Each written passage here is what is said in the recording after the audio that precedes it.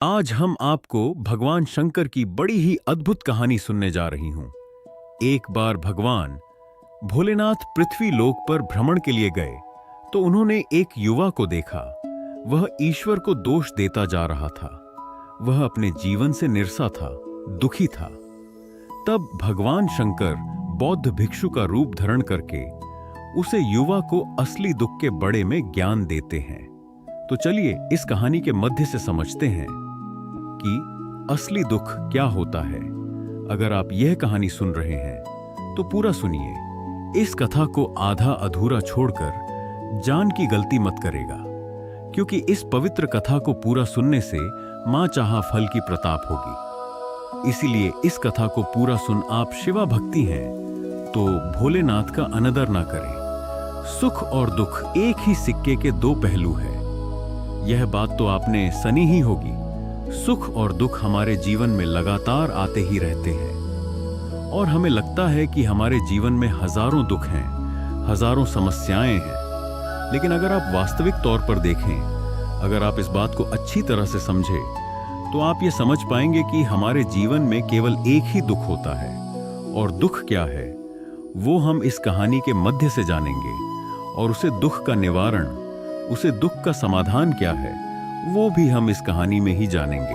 तो इस कहानी के अंत तक जरूर बने रहिए। एक समय की बात है, एक गांव में एक व्यक्ति राहत था। उसका नाम सोनू था। वह बड़ा आलसी था और अपने जीवन से बहुत निराशा था। और उसका कारण यह था कि उसने अब तक अपने जीवन में कुछ भी हासिल नहीं किया था। वह कुछ भी नहीं करता था। उसके घर वाले भी इस बात से बहुत परेशान रहते थे। वे चाहते थे कि वे बाहर जाकर कुछ अच्छा काम करें, कोई अच्छी नौकरी कर ले, लेकिन वह उनकी एक नहीं सुनता था। घर वाले दूसरों का उदाहरण देकर उसे तानी मारते थे, उसे तरह तरह की बातें कहते थे, लेकिन उसे कोई फर्क नहीं पड़ता था। जबकि उसके सारे मित्र कामयाब हो चुके थे। कोई अच्छा व्यापार कर रहा था तो कोई अच्छी नौकरी कर रहा था। जी करण, जब भी वो लोग मिलते तो वे लोग अपनी बाढ़ चढ़कर बनाई किया करते हैं, लेकिन सोनू कुछ नहीं करता था। जी करण जब भी कोई उससे पूछता कि तुम क्या कर रहे हो तो वह कुछ नहीं का पता। उसे यह खाने में बहुत शर्म महसूस होती थी कि वह कुछ नहीं करता। वह हमेशा सबसे केवल एक ही बात कहता था कि मैं कोशिश कर रहा हूं, लेकिन उसकी कोशिशें का कोई भी फल किसी को नजर नहीं आ रहा था। देखते ही देखते अब ऐसा समय आ चुका था कि सोनू सभी से मुंह छपटा फिरता, ताकि कोई उसे यह ना पूछ ले कि तुम क्या करते हो जी करण। वह कभी किसी के सामने भी नहीं आता था। धीरे धीरे उसका मां दुखी होने लगा था। वह बहुत निराशा रहने, संगीत लगा धरती पर बोझ है। जी करण वह अपने आप को बहुत अकेला महसूस करता, बहुत तन्हा महसूस। एक दिन तो उसके मां में यह भी विचार उत्पन्न होने लगे कि मेरे हाथों में कुछ नहीं है तो मैं क्या कर सकता हूं। अकेले बैठकर वह रोता रहा और भगवान को दोष देता रहा। एक दिन छुपता छुपाते वह घर से निकालकर कहानी जा रहा था। तभी उसने रास्ते में देखा कि एक बौद्ध भिक्षु लोगों को प्रवचन दे रहे हैं और प्रवचन में वह दुख की बातें कर रहे हैं।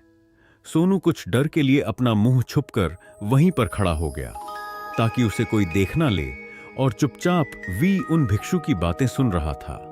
बौद्ध भिक्षु सभी को प्रवचन में कह रहे थे कि दुख हमारा सबसे बड़ा साथी है। हमें दुख अपने जीवन के बड़े में समझता है और हमें सही जीने का तरीका, संगीत, बल्कि आप दिन भर दिन और कमजोर होते जाएंगे, निरसा होते जाएंगे। सोनू छुप छुप कर उन बौद्ध भिक्षु की ये सारी बातें सुन रहा था। जैसे ही उपदेश खत्म हुआ वह उन बौद्ध भिक्षु के पास पहुंच उन्हें प्रणाम करके वह कहता है महात्मा, अभी आप कुछ डर पहले दुख को गुरु बता रहे थे। आप कह रहे थे कि दुखों से हमें सीखना चाहिए, हमें उन्हें अपना गुरु बनाना चाहिए। लेकिन मैं भी तो अपने दुखों से परेशान हूं, अपने जीवन से परेशान हूं। मैंने अब तक जो दुख झेला है, मुझे तो कभी ऐसा प्रतीत नहीं हुआ कि मेरे दुख मुझे कुछ सिखा रहे हैं, बल्कि मुझे तो हमेशा यही लगता है कि वो मुझे पीड़ा दे रहे हैं, तकलीफ दे रहे हैं। पर दुख की पीड़ बहुत भयंकर होती है। ऐसा लगता है अब इसके बाद हमारा जीवन समाप्त हो जाएगा। इसके बाद हमें कुछ नहीं मिलने वाला और यहाँ तक कि हमें मृत्यु भी उसके सामने कम लगती है। जब लोग तानी मारते हैं, जब लोग ये कहते हैं कि तुम क्या कर रहे हो, तो माँ बहुत ठिस पहुँचती है। और मैं उनसे कुछ नहीं का पता सोनू की। यह सारी बातें सुनकर वो बौद्ध भिक्षुक सोनू से कहते, और तुम दुख के बड़े में ऐसी बातें सोनू ने अपने ऊपर भी दी हुई सारी बातें उन बौद्ध भिक्षु को बता दी और खाने लगा है। महात्मा, क्या आपके पास मेरे दुख का कोई समाधान है? सोनू की यह बात सुनकर वो बौद्ध भिक्षु मुस्कुराने लगे और सोनू से कहते हैं, बेटा, जब तुम्हारे जीवन में कोई असली दुख है तब तुम मेरे पास आना, मैं इसका समाधान तुम्हें अवश्य बताऊंगा। उन बौद्ध भूषण यू कि सोनू थोड़ा सा अचरज में पड़ गया। उसे यह समझ नहीं ए रहा था कि क्या उसने अब तक जो दुख झेला है वह असली दुख नहीं है। उसने जो अब तक पीड़ा ही सही है, जो तानी सही है, जो तकलीफें उठाई हैं, क्या वह असली दुख नहीं है? आगे वह मां ही मां अपने आप से कहता है कि जब मुझे मेरे अपने नहीं समझ पे तो ये बौद्ध भिक्षु मुझे क्या समझेंगे। इतना सोचकर वह वहां से चला गया। सभी लोगों के तानी सुन सुनकर सोनू बहुत तक चुका था, तो बहुत निरसा हो चुका था। जीकरण उसने निर्णय लिया कि वह अब कुछ करके दिखाएगा। उसने अपने पिता से थोड़ा सा रुपया लिया और उसे रुपया से उसने एक व्यापार शुरू किया। उसके पिता बहुत खुश थे कि कम से कम मेरा बेटा कुछ करने का प्रयास तो कर रहा है, लेकिन उसे व्यापार में कोई सफलता नहीं मिल रही थी। जीकरण वह बहुत ही हताश हो चुका था, वह बहुत निरसा हो चुका था। उसे यह समझ नहीं ए रहा था कि वह क्या करें, किस तरह से अपने व्यापार को आगे बढ़ाई। तभी उसके पिता ने उससे कहा, बेटा कोई बात नहीं, इसी तरह से प्रयास करते रहो, आज नहीं तो कल सफलता अवश्य मिलेगी। सोनू ने अपने पिता की बात मानी और अपने व्यापार में और भी कभी मेहनत करने लगा। धीरे धीरे उसे सफलता मिलने लगी और फिर उसने रफ्तार पकड़ ली। देखते ही देखते केवल 3 सालों के अंदर वह एक बहुत बड़ा व्यापारी बन गया। अब उसके पास धन दौलत की कोई कमी नहीं थी। लोग जो उसे पहले नापसंद किया करते थे, अब उसे पसंद करते थे, उसकी चिंता करते थे, उसके कार्यों की सराहना करते थे। उसके माता पिता भी अब अपने बेटे से बहुत खुश थे और उसकी सफलता से वे अत्यंत प्रसन्न थे। धीरे धीरे सोनू के मित्रों के संख्या लगातार बढ़नी जा रही थी। सोनू के कुछ मित्रों ने उसे यह भी सलाह दी कि उसे अपना व्यापार और तेजी से बढ़ाना चाहिए, उसे और फैलाना चाहिए। जब तुम आज केवल इस नगर के सबसे बड़े व्यापारी हो, तब तुम इतना खुश हो, तुम्हारे साथ ये सारे लोग हैं। वहीं पर तुम सोचो कि जब तुम इस राज्य के सबसे बड़े व्यापारी बन जाओगे, तब तुम्हारे यहां पर लोगों की भीड़ गिर जाएगी। लोग तुमसे मिलने के लिए समय निकलेंगे। यहां तक कि इस राज्य का राजा भी तुमसे मिलन चाहेगा, तुम्हारी तारीफ करेगा, और यदि कभी ऐसी जरूर आज पड़ी तो वह तुमसे धन भी उधर लेने के लिए अवश्य आएगा।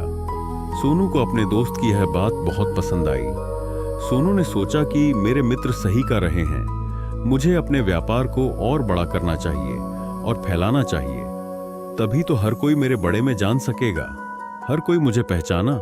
संगीत जीकरण उसने कुछ अनुचित कम उठा ताकि उसका व्यापार जल्दी से जल्दी और बड़ा हो जाए। उसने कई लोगों से अधिक मंत्र में धन उधर ले लिया, जिससे उसके ऊपर अब काफी ऋण हो चुका था। और इतना ही नहीं, वो यहां पर नहीं रुक, उसने अधिक से अधिक मुनाफा कमाने के चक्कर में अपने माल की गुणवत्ता को भी खराब कर दिया, जिससे अब उसके माल में वह बात नहीं रह गई थी जो पहले हुआ करती थी। लेकिन वह अपने मित्रों की बात सुनता रहा। जैसा उसके मित्र कहते थे वो वैसा ही करता चला जा रहा था, यहां तक कि उसने अपने व्यापार को और भी तीव्रता से बढ़ाने के लिए अपने दूसरे छोटे व्यापारियों के खिलाफ षड्यंत्र भी रचना शुरू कर दिया। जीकरण उसके मां में अब पहले जैसा वह सुकून नहीं था। उसे अब रातों को नींद नहीं आई थी। वह केवल एक ही विचार में लगा रहता था कि किस तरह से उसका व्यापार पूरे राज्य में फैल जाएगा और वह इस राज्य का सबसे बड़ा व्यापारी बन जाएगा। जीकरण वह दिन रात केवल इसी मेहनत में लगा रहत। वह किसका व्यापार जल्दी से जल्दी और बड़ा हो जाए। हालांकि उसके पास अब सब कुछ था, धन दौलत, अच्छा घर, गाड़ियां, नौकर जाकर सभी सुख सुविधा। लेकिन उसके बावजूद भी वो उन चीजों का लाभ नहीं उठा कर रहा था, क्योंकि उसका पूरा ध्यान केवल अपने व्यापार को और उन्नति पर ले जाना था। एक दिन सोनू अपने रथ पर बैठकर एक मार्ग से होकर गुजर रहा था। तभी रास्ते में उन्हें गुरुवार का आश्रम भारत यह देखकर वह उन बौद्ध भिक्षु के पास गया और बौद्ध भिक्षु से खाने लगा है महात्मा, आपने कहा था कि जब मेरे जीवन में कोई असली दुख आए तब मैं आपके पास आऊं। इस कारण मैं यहां पर आया हूं। आज मैं बहुत दुखी हूं। मैं रातों को सो नहीं पाता। मेरे पास सब कुछ होते हुए भी मैं उनका लुक नहीं उठा। पता, उसने अपनी सारी बातें एक एक करके। बेटा, जब तुम पहले बार आए थे तब भी तुम बहुत दुखी थे, लेकिन तब तुमने अपने दुख से क्या सीखा था? इसके जवाब में सोनू उन बौद्ध भिक्षु से कहता है महात्मा, जब मैं अपने जीवन में कुछ नहीं कर पा रहा था तब मैंने अपने दुखों से यह सीखा था कि केवल सोने मंत्र से कुछ नहीं होगा। उसके लिए हमें कुछ करना भी पड़ेगा, और केवल कोई कर्म करना ही हमें सफल नहीं बनाता, बल्कि उसे कर्म को उसके अंजाम तक पहुंचाना हमें सफल बनाता है। फिर चाहे रास्ता कैसा भी हो, फिर चाहे परिस्थितियों कैसी भी क्यों ना हो, फिर चाहे कितनी ही बढ़ाएं, आपके रास्ते में क्यों ना ए जाए, चाहे ऐसा क्यों ना लगे कि अब आपके जीवन में कुछ नहीं बचा और आप कुछ नहीं कर सकते, तब भी हौसला बनाए रखो, उम्मीद न छोड़े और अपने कार्य पर डेट रहो, यह सोचकर कि जब तक मैं अपने कार्य को सफल नहीं कर लेट, जब तक मैं अपने लक्ष्य तक नहीं पहुंच जाता, तब तक मैं इस कार्य को करता रहूंगा। मैं इस कार्य में अवश्य सफल होकर ही रहूंगा। जबकि बाकी लोग केवल सफल लोगों को महत्व देते हैं, उनके कर्मों को नहीं।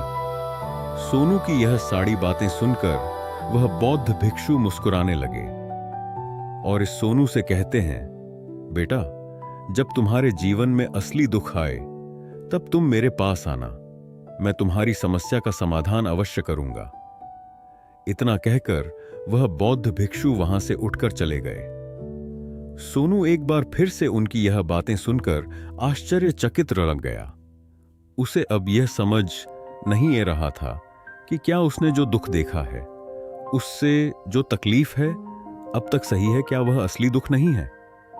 उसके मां में अब एक सवाल उत्पन्न होने लगा कि असली दुख क्या है और इसकी पहचान क्या है, और मुझे कैसे पता चलेगा कि इस समय में असली दुख मैं हूं। लेकिन उसने कुछ नहीं कहा भैया, सब सोच ही रहा था कि तभी वह बौद्ध भिक्षु सोनू के पास एक बड़ा सा घर लेकर पहुंच जाते हैं। उसे घर के अंदर सोने के सिक्के थे। उसे घर को देते हुए वह बौद्ध भिक्षु सोनू से कहते हैं, बेटा, तुम इसे उसे पर के नीचे ढाबा दो, क्योंकि ये मेरे किसी काम का नहीं है। जब मुझे इसकी जरूर पड़ेगी तब मैं वहां से खोदकर इसे निकलेगा, लेकिन अभी के लिए इसे वहां पर मिट्टी के नीचे ढाबा दो। सोनू ने उसे बौद्ध भिक्षु की बात मान ली और वो घर उसे पर के नीचे जाकर मिट्टी में ढाबा दिया। इतना करके वह गुरुवार को प्रणाम करता है और वहां से वापस अपने घर की ओर लौट जाता है। धीरे धीरे समय बिताता गया। समय के साथ साथ सोनू व्यापार में और भी ज्यादा उन्नति कर चुका था, लेकिन माल की गुणवत्ता अच्छी ना होने के कारण अब उसके व्यापार में घाट होने लगा और धीरे धीरे ऐसा समय आया कि उसका व्यापार पूरी तरह से चौपट हो गया। संगीत। लेकिन वह तो यह सोचकर निश्चित था कि उसने जो कुछ भी कर्ज लिए हैं वो कर्ज उसने अपने मित्रों से लिए हैं। जी करण, वह उन्हें लौट आने में थोड़ी डर अवश्य कर सकता है। वह तो यह सोच रहा था कि उसके मित्र उसका बुरे समय पर साथ देंगे, लेकिन सबसे पहले उसके मित्र ही उसे अपना कर्ज वापस लौट की मांग करने लगे। तब सोनू को एहसास हुआ कि कोई भी अपना नहीं है। उसने अपने मित्रों से उसे कर्ज को लौट के लिए थोड़ी सी मोहलत मांगी, लेकिन सोनू के किसी भी मित्र ने उसे कर्ज लौट के लिए वह मोहलत नहीं दी, बल्कि वे लोगों से जान से करने की धमकी देने लगे अपने मित्रों के मुंह से। यह सब सुनकर सोनू बहुत ही आश्चर्यचकित रह गया। वह जो कुछ सोच रहा था सब कुछ उल्टा पद गया। जी व्यापार के चलते उसके इतने मित्र बने थे, इतने शुभ चिंतक बने थे, वे सब उससे दूर जान लगे थे। हर कोई उससे पीछा छुड़ाना चाहता था। कोई भी उसका साथ नहीं देना चाहता था। धीरे धीरे उसकी सारी संपत्ति नीलम हो गई। अब उसके पास कुछ नहीं बचा था। वह सड़क पर ए चुका था। उसने हार मानकर अपने माता पिता से कहा, पिताजी मेरी मदद कीजिए, मेरे ऊपर बहुत ऋण है, मुझे उसे लौटना है, कृपा करके मुझे थोड़ा सा धन दे दीजिए। इस पर सोनू के पिता ने सोनू से कहा, बेटा मेरे पास तो ले देकर बस यही एक छोटा सा घर है, अगर ये अभी मैं तुम्हें दे डन, यदि मैं इसे भी बीच डन तो मैं और तुम्हारी माँ कहाँ रहेंगे? हमें भी दर दर की ठोकें खानी पड़ेगी, हमें भी सड़कों पर भीख मांगनी पड़ेगी। ले देकर अब हमारे पास केवल यही संपत्ति बची है, इसीलिए मैं तुमसे क्षमा मांगता हूं। अपने माता पिता के मुख से यह सुनकर सोनू चुपचाप वहां से चला गया और माँ ही माँ वह सोच रहा था कि अब मेरे पास कुछ नहीं बचा, जो था वह तो सब लूट गया, बर्बाद हो गया। अब मैं जीकर क्या करूंगा? अब मेरे पास केवल एक ही रास्ता है जिससे मैं अपने कर्जदारों से अपना पीछा छुड़ा सकता हूं। यह सोचता हुआ वह एक ऊंची पहाड़ी की ओर पहुंच वह पहाड़ी पर चढ़ता ही जा रहा था कि तभी उसे याद आया कि उन बौद्ध भिक्षु ने कहा था कि जब तुम पर असली दुख आए तभी तुम मेरे पास आना, मैं तुम्हारी समस्या का समाधान अवश्य करूंगा। यह सोचकर सोनू के मां में एक बार फिर उम्मीद की वह लहर द्वारा, पर सोनू तुरंत दौड़ता हुआ उन बौद्ध भिक्षु के पास पहुंच और सोनू ने उन्हें प्रणाम करके अपने ऊपर बीती हुई हर एक बात उन्हें बता दी और खाने लगा है। महात्मा, आपने कहा था कि जब मेरे ऊपर असली दुख आएगा तब आप उसका समाधान अवश्य करेंगे। तभी वह बौद्ध भिक्षु सोनू की इस बात को सुनकर मुस्कुराने लगे और कहते हैं, बेटा कहाँ है असली दुख? जब तुम्हारी जीवन में असली दुख आएगा तो मैं उसका समाधान अवश्य करूंगा। सब्र का बंध टूट गया और सोनू ने उन बौद्ध भिक्षुओं से कहा है, महात्मा आखिरी असली दुख क्या होता है? क्या मैंने आज तक जो भी दुख झेला है, जो भी तकलीफें आज तक मैंने सही है, क्या ये दुख नहीं है? क्या इसे दुख नहीं कहते? तभी वो बौद्ध भिक्षु सोनू से कहते हैं, बेटा पहले तो मुझे ये बताओ कि तुमने अपने दुख से क्या सीखा है? इसका जवाब देते हुए सोनू उन बौद्ध भिक्षु से कहता है महात्मा, मैंने तो यही देखा है कि झोलो तुम्हारी तरक्की, मैं तुम्हारा पीछा करते हैं, तुम्हारे साथ जुड़ने हैं, वो लोग तुम्हें अवश्य धोखा देंगे, क्योंकि ऐसे लोग बुरे समय पर तुम्हारा साथ नहीं देने वाले, बल्कि तुम्हारा फायदा उठाने का ही वह प्रयास करेंगे। इसीलिए ऐसे लोगों पर भरोसा ना करें, बल्कि जो लोग तुम्हारी असफलता के समय पर, तुम्हारे बुरे समय पर तुम्हारे साथ खड़े हैं, वही तुम्हारे असली मित्र हैं और वही तुम्हारे साथ रहते हैं। और ऐसे लोग तुम्हें बहुत कम मिलते हैं, और जिन्हें ऐसे लोग मिलते हैं उन्हें हमेशा उनके कद्र करने चाहिए। आगे सोनू उन बौद्ध भिक्षु से कहता है कि जब तुम कोई कार्य कर रहे हो तो उसे पूरी ईमानदारी से करो, धैर्य रखो, लालच ऐन करो और अपने लक्ष्य तक पहुंचने के लिए भी कोई षड्यंत्र नाचो, क्योंकि ऐसा करने से तुम्हारे साथ ही बड़ा होगा और तुम्हें हमेशा नुकसान में रहोगे। सोनू की यह सारी बातें सुनकर बौद्ध भिक्षु उसे पर के पास पहुंचे। उन्होंने गद्दा खुदा और वह घर निकालकर उसे सोनू के हाथ में थम दिया, जिसमें सोने के सिक्के भरे हुए थे।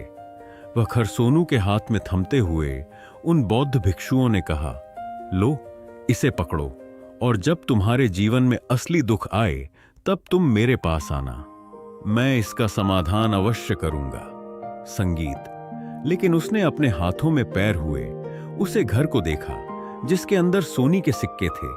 यह देखकर उसे मां ही मां यह लगा कि चलो अब तो थोड़ी सी राहत अवश्य हो जाएगी, मैं अपने मित्र का वो कर्ज लौटा सकूंगा और एक नया व्यापार भी फिर से आरंभ कर सकूंगा। जी कर्ण। उसने उन बौद्ध भिक्षुओं को प्रणाम किया, उनका धन्यवाद किया और वहां से चल पड़ा। सोनू ने उसे सोने के सिक्कों से सभी का कर्ज लौटा दिया और अपने लिए एक बार फिर से नया व्यापार शुरू किया।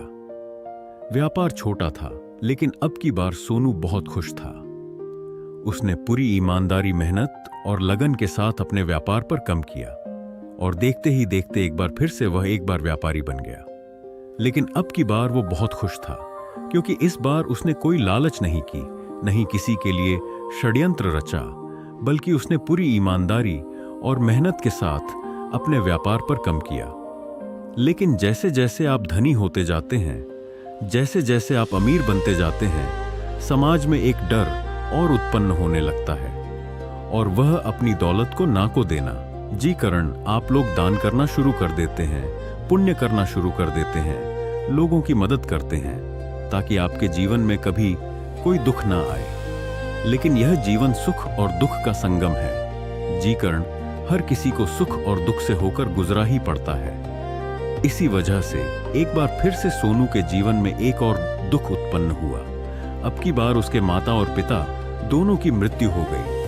सोनू अपने माता पिता से बहुत प्रेम करता था। जी कारण उसके मां को बहुत गहरा आघात पहुंच। जब आखिरी बार वह उन्हें देख रहा था तो उसके मां में हजारों सवाल उत्पन्न होने लगे। वह अपने घर लौटा। घर लौटकर उसने देखा कि जी संपत्ति के लिए वह हमेशा लड़ते झगड़ने रहते थे। आज उसकी देखभाल के लिए कोई नहीं था। उसके माता पिता ने जो भी मेहनत की, जो भी अपने जीवन में इकट्ठा किया, सब यही रह गया। लेकिन अब सब कुछ खत्म हो चुका था है, और सोनू का मां अब बहुत बेचैन हो रहा था। उसके मां में हजारों सवाल उत्पन्न हो रहे थे और वह अपने आप को बहुत अकेला महसूस कर रहा था। उसे बहुत खाली सा महसूस हो रहा था। उसने इधर उधर देखा, लेकिन उसे कुछ समझ नहीं आया। तभी उसे उन बौद्ध भिक्षु की याद आई। वे तुरंत ही भाग भाग उन बौद्ध भिक्षु के पास पहुंच उसे देखते ही उन बौद्ध भिक्षु ने सोनू से सवाल किया और कहा, क्या बात है बेटा, क्या कोई फिर से दुख आज पर ए है? तभी सोनू ने कहा, नहीं गुरुदेव, अब तो सब ठीक है, लेकिन आज मेरे माता पिता की मृत्यु हो गई और मैं बहुत अकेला महसूस कर रहा हूं। मैं बहुत दुखी महसूस कर रहा हूं, जैसे कुछ खाली सा है, जैसे कुछ अकेलापन सा। तभी वह बौद्ध भिक्षु सोनू से कहते हैं, बेटा इसमें दुखी होने वाली बात क्या है? ये तो जीवन है। एक दिन तो सभी को जाना है। यहां पर कोई रहने नहीं आया और ना ही कोई रहेगा। हम सब एक ना एक दिन मृत्यु को प्राप्त हो ही जाएंगे। और मृत्यु कब आएगी ये किसी को नहीं पता। हो सकता है कि तुम्हारी मृत्यु कल ही हो जाएगी या फिर आज और अभी। यह सुनकर सोनू आश्चर्यचकित रह गया। उसने उन बौद्ध भिक्षु से कहा है, महाराज आप यह क्या कह रहे हैं? मैं तो अभी जवान हूं और मुझे तो अभी अपनी पूरी उम्र जीना है। मैं तो जीना चाहता हूं, कुछ करना चाहता हूं, और आप कह रहे हैं कि मैं कभी भी मृत्यु को प्राप्त हो सकता हूं। इस पर वो बौद्ध भिक्षु सोनू से कहते हैं, बंदे इस भ्रम में मत रहना कि मृत्यु केवल बूढ़े को आई है। बूढ़ों के सामने तो उनके जवान बच्चे तक मां जाते हैं। मृत्यु कभी किसी की उम्र देखकर नहीं आई और ना ही किसी को बताकर आई है। उन बौद्ध भिक्षु के मुख से यह सारी बातें सुनकर सोनू और भी ज्यादा बेचैन हो गया और वह चुपचाप वहां से चला गया। उसके मां का वह खालीपन अब भी वैसे ही था। वह भी अपने आप को बहुत अकेला महसूस कर रहा था। उसके बाद से उसका मां अपने व्यापार में भी नहीं लगता। जब भी वह कोई कार्य करता तो उसके मां में ढेर सारे प्रश्न उठने लगता है। वो क्या कर रहा है, क्यों कर रहा है, और उसने इस कार्य को क्यों किया। उसके मां में अब एक और प्रश्न उत्पन्न होने लगा था, क्या हम यहां पर केवल इसीलिए आते हैं कि इस जीवन को भिगे और एक दिन मृत्यु को प्राप्त हो जाए। वह यह समझ नहीं पा रहा था कि जीवन का असली मतलब क्या है। उसने कई विद्वानों से पूछा, अपनी तरफ से जो मुमकिन हो सकता था खोजबीन की, लेकिन उसे कोई भी जवाब नहीं मिल पा रहा था। और जब उसे कोई जवाब नहीं मिला तो उसका दुख और भी बढ़ गया। जी कारण उसके मां की बेचैनी और भी बढ़ चुकी थी और उसे यह समझ नहीं आ रहा था कि वह क्या करे, कहां जाए, किस पूछे। तभी उसे फिर से उन बौद्ध भिक्षु की याद आई। पहुंच और उसने अपने मां की सारी बातें उन गुरुवार को बता दी। तभी वह बौद्ध भिक्षु मुस्कुराने लगे और सोनू से कहते हैं, बेटा आज पहले बार तुम्हारे जीवन में असली दुख उत्पन्न हुआ है। वास्तव में तो यही है जिसे हम दुख कह सकते हैं, जो दुख कहलन लायक है कि हमें पता ही नहीं हम क्या कर रहे हैं, कहां जा रहे, क्यों जा रहे हैं, वो कौन है, क्या है, हम क्या करना चाहते हैं।